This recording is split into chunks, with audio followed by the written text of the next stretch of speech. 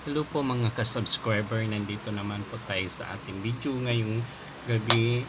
Mag-ano lang po tayo, mag-reaction video po doon sa Dahig kasi po nandoon sila pamilyang Duterte po pumunta sa Dahig kasi po si Vice President is birthday ngayon. Happy birthday may Vice President Inday Salas dyan sa Dahig. Sana po makauwi na si Tatay Digong po kasi ginawa nilang lahat ng paraan para maano na yung interim release po ni Tatay Digong po doon sa Dahig. Sana mapapauwi siya ng maaga dahil po syempre po is nanalo siya ng mayor sa Davao. Hindi naman pwede na kailangan po siya doon. Makakauwi din po yan kasi alam naman natin si Tatay Digong is walang kasalanan. Ito lang kasi kilid na pinadala doon sa Dahig. Alam po naman natin na si Tatay Digong hindi gagawin niya yun ang mga pinaparatang sa kaniya na kaso. Kasi dito nga sa Pilipinas walang kaso siya eh. May pinipilit siyang kasuhan, hindi naman uobra sa korte, talo naman po. Kaya sa sobrang inggit sa mga Duterte, kasi ayaw nila siguro na magtatrabaho si Tatay Digong na maayos yung Pilipinas. Si Tatay Digong lang kasi po is siya po ang nagpaganda sa lahat-lahat. Alam naman po natin kung ano po ang ginagawa niya dito sa bansang Pilipinas. Kaya ganyan din siya minahal ng taong bayan. Kaya papayag ba tayo na sabi daw nila yung kalaban makakauwi naman daw si Tatay Digong, nakabuti na po siya. Ang sama ng ugali nila po, diba?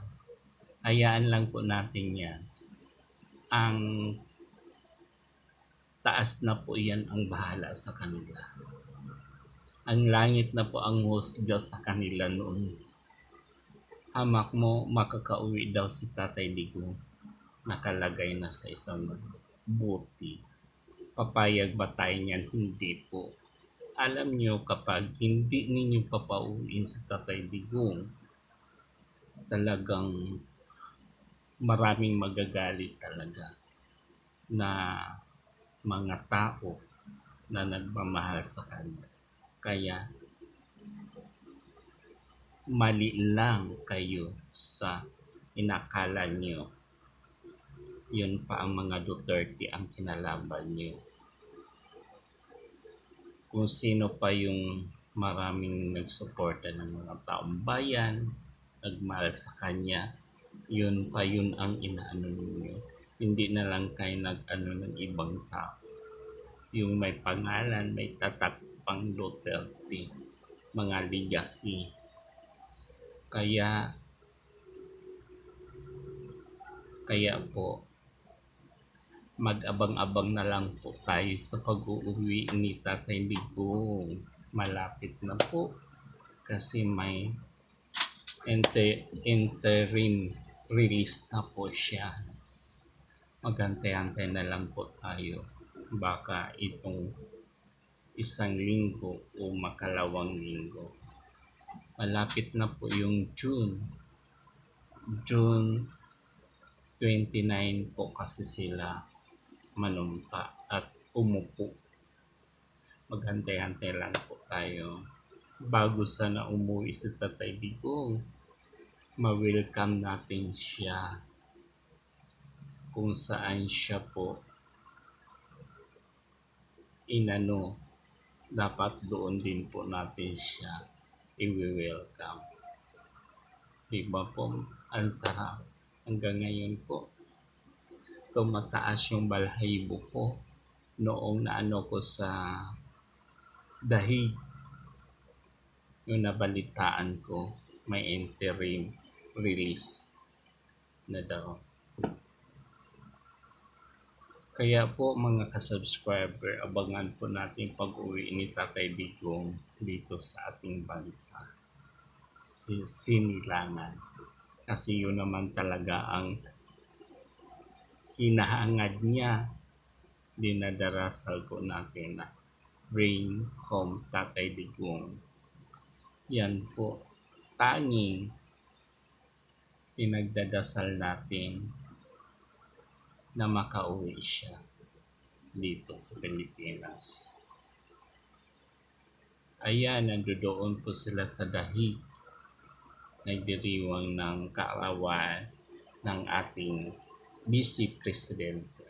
Nandoon ang mga buong pamilya niya. Si Marcolita at yung mga 10 kasamahan po niya. Si Marcolita, si Vic Rodriguez, nandoon. Si Bato, nandoon po sila. Ang saya-saya po. Dapat po tayo ganun mga Pilipino. Huwag na natin isipin yung kung ano-ano pa man.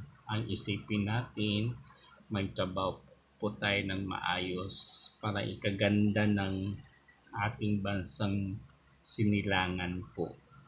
Huwag na po yung mga away-awayan, bangayan dito at yung nagkam-kam ng salapi.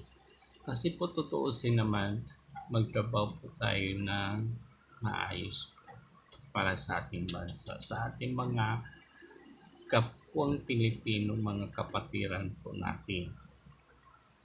Masarap pong tumulong, masarap magtrabaho ng bukal sa loob na wala kang nasasaktan, wala kang inaapakan na tao. Magtrabaho ka, ayusin mo yung sira ng ating bansang Pilipinas, kung ano ang pagkukulang, punuin natin po yun para sa ikaganda ng ating bansang Pilipinas. Ngayon, pinag-iiwanan na po tayo ng karatig bansa natin. Kaya po, hanggang dito na lang po ang ating video kasi for full storage kagad to. At saka wala na po tayong storage sa phone kasi sobrang luma na po natin po ang phone ko mga ka-subscriber. Kapag kikita na tayo sa YouTube, saka na po tayo bibili ng bago. Maraming salamat. Bye-bye.